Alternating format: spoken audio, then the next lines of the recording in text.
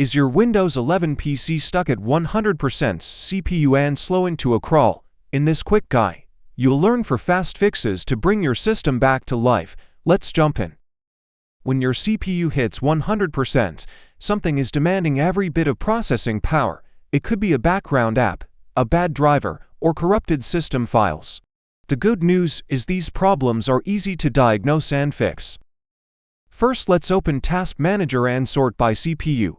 Chrome and Edge can cause CPU jumps if there are a lot of tabs open. In my case, I have an application running that is using up my CPU.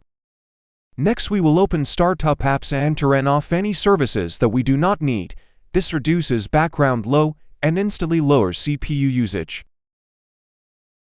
Then, if we go into Device Manager, click on Display Adapters and System Devices. Go to Action and select Scan for hardware changes. This scans for any new driver updates and applies them. Lastly, if we open Command Prompt as an admin, we can run System File Checker and dism to repair corrupted files that can overload the CPU. These scans can take a while to run, so I will skip ahead to when they complete. If your CPU is finally under control, hit like, subscribe, and check the description for a free printable guide. For more Windows fixes, visit desktechpro.com.